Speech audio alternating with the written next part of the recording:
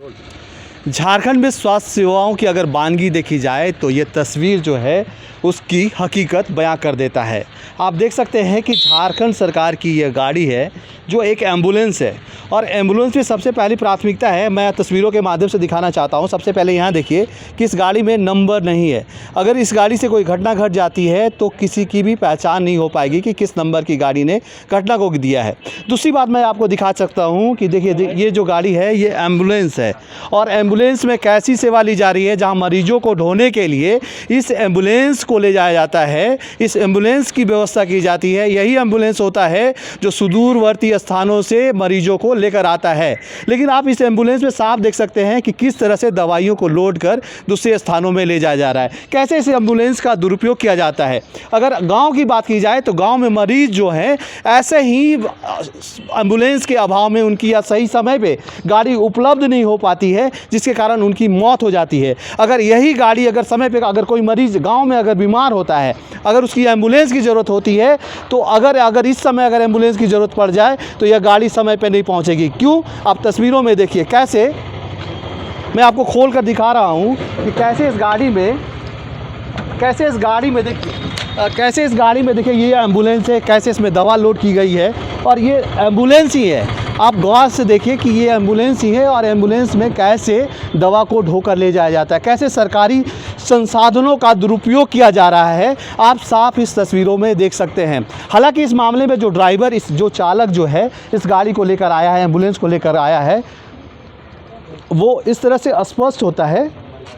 गाड़ी का नंबर वो मैंने पहले ही दिखाया है कि गाड़ी का नंबर भी नहीं है, ये स्पष्ट है कि गाड़ी का नंबर भी नहीं है और किसी तरह की दुर्घटना होती है तो इसकी जिम्मेवारी भी कोई लेने वाला नहीं होगा। तो ऐसे में कहीं ना कहीं ये सरकार की लापरवाही नहीं बोलेंगे। जिस विभाग को ये गाड़ी सौंपी गई है उसकी लापरवाही साफ देखने को मिल रही है कि जिस तरह से एम्बुलेंस में मरीजों को ढोने के बजाय यहाँ पर सामानों को ढोया जा रहा है, दवाइयों को ढोया जा रहा है। हालाँकि ज़रूरी बात ये सबसे पहले मैं बता दूँ कि जो चालक इस एम्बुलेंस को लेकर आया है वो किसी तरह से भी बात अभी बताने में असमर्थ है, वो भाग रहा है, हमारे कैमरे को देखकर पूरी तरह से भाग रहा है। लेकिन एक एक तस्वीरों से मैं दिखाना चाहता हूं कि कैसे इस एम्बुलेंस का दुरुपयोग किया जा रहा है। हालांकि इस मामले में जो बातें हम लोगों को सामने आई है उसमें स्पष्ट रूप से ये मालूम चल रहा है कि कांके के चिकित्सा प्रभारी ने इस गाड़ी को, इस वाहन को यहाँ पे भेजा है दवाइयों को लाने के लिए। तो देखिए इस वाहन में दो तरह से दुरुपयोग किया जा रहा है। एक तो सरकारी वाहन है, ऊपर से ये एम्बुलेंस है और एम्बुलेंस को कैसे दुरुपयोग किया जा रहा है आप साफ तस्वीरों में देख सकते हैं। तो ऐसे में कहीं ना कहीं यह स्पष्ट होता है कि आज भी राज्य सरकार किसी भी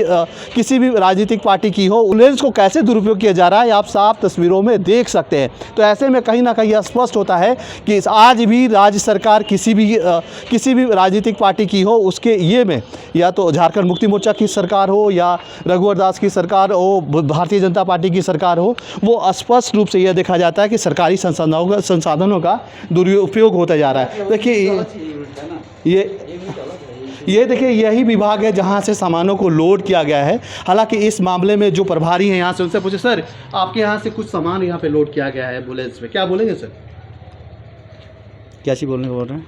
एम्बुलेंस जो गाड़ी आई है उसमें आपने कुछ सामानों को लोड किया है, दवाइयों को लोड किया है, हालांकि ये मरीज को ढोने वाली गाड़ी है। इसमें हम कुछ बोलने में असमर्थ हैं, क्या है क्या नहीं। देखिए यहाँ के जो प्रभारी है वो साफ तौर पे कर रहे हैं कि इस मामले में मेरे पास कोई जानकारी नहीं है और बोलने में असमर्थ हूँ। लेकिन दूसरी तरफ आप देख सकते हैं कि जो चालक इसको लेकर आया है वो हमारे कैमरे को देखकर मालूम नहीं कहाँ चला गया है। तो इससे स्पष्ट होता है कि कहीं ना कहीं देखिए कहीं ना कहीं जो है सरकार की लापरवाही जो है स्पष्ट तौर पर देखने को मिल रही है। कि आप जो गाड़ी लेके आई हैं वो कौन सा गाड़ी, एम्बुलेंस है ना वो? हाँ एम्बुलेंस है। तो एम्बुलेंस में मरीज को ढोने के बजाय सामान ढोया जा रहा है, किसने भेजा ये गाड़ी को? हम लोग को कोरोना का वैक्सीन ले जाना बहुत ज़रूरी है, इसीलिए हम उसमें लोग तो को यही कोरोना का भेजा। वैक्सीन नहीं, उसमें तो दवा है, सिरिंज है, बहुत तरह की मेडिसिन है। नहीं वैक्सीन भी है। वैक्सीन है वो अलग बात है, लेकिन मेडिसिन है बहुत सारे, तो इसका तो दुरुपयोग हो रहा है ना एम्बुलेंस का। किसने भेजा है गाड़ी को, किसने भेजा है? सर हम लोग को तो कांके CSC से भेजा गया है। क्या नाम है आपका? उर्मिला कुमारी। कि आप जो गाड़ी लेके आई हैं वो कौन सा गाड़ी, एम्बुलेंस है ना वो?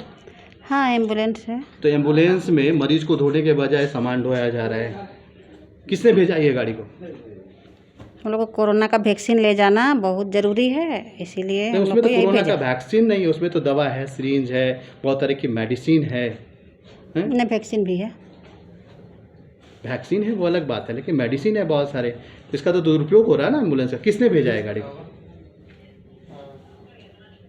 किसने भेजा है? सर हम लोग को तो कांके CSC से भेजा गया है। क्या नाम है आपका? उर्मिला कुमारी। हम लोगों ने देखा कोवैक्सीन का वैक्सीन भी ढोया जा रहा था, दवाइयाँ भी ढोई जा रही थी। जब हम लोगों ने पूछा कि आखिर जो है इसको किसने आदेश दिया, किसके आदेश पे एम्बुलेंस में इस तरह की बातें हो रही है, तो उन्होंने बोला कि प्रभारी के कारण। तो सर क्या मामला है बताइए। हमारे यहाँ वैक्सीन आज घट गया था, कल के लिए नहीं था, तो हमको वैक्सीन लाने के लिए मेरे पास कोई व्यवस्था नहीं है गाड़ी का। मेरे पास यही एक गाड़ी है और मेरे पास गाड़ी नहीं है, तो हम लोग मजबूरी में इसको वैक्सीन के लिए लाना पड़ता है। तो वैक्सीन के साथ साथ दवाइयाँ भी आ रही थी सर। अब हो सकता है मिल गया होगा वहाँ तो डाल दिया होगा लोग, लेकिन एक्चुअली वैक्सीन के लिए हम लोग इसको भेजे थे। तो जो वैक्सीन लाने के लिए जो मानक है, क्या वो गाड़ी उस मानक को पूरा कर पा रही है, पूरा करती है? जो क्राइटेरिया है कि उस वैक्सीन में पूरे AC वाली गाड़ी में जहाँ का वातानुकूल है वो उसके लायक, क्या तो आप उसको प्रीफर करते हैं सर? हाँ, हम लोग जो हम लोग वैक्सीन लाते हैं वो हम लोग लाते हैं कोल्ड बॉक्स में।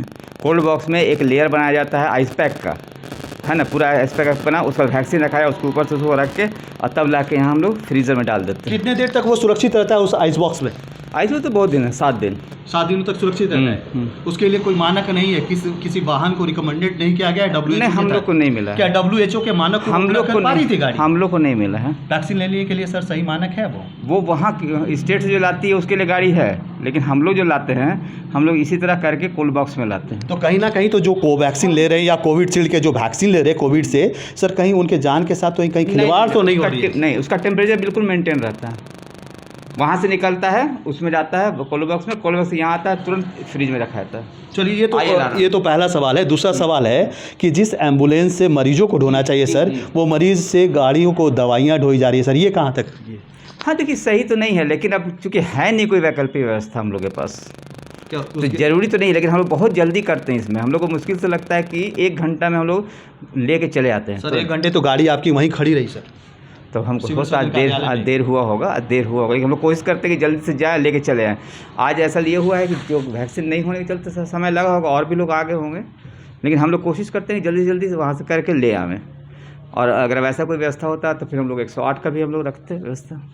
तो सर 108 के माध्यम से कहीं ना कहीं से तो व्यवस्था करनी चाहिए थी। 108 में नहीं मिलता, हम मरीज के लिए बोल रहे हैं, सरकारी संसाधन, हम मरीज के लिए बोल रहे हैं सर, मरीज के लिए बोल रहे हैं। आप तो सर सरकारी संसाधन का दुरुपयोग करने के लिए आप आदेश जारी कर दे रहे हैं सर कि नहीं, हम दुरुपयोग कहाँ किया, हम तो नहीं घूमते उसमें, हम तो सरकार के गाड़ी में कहीं नहीं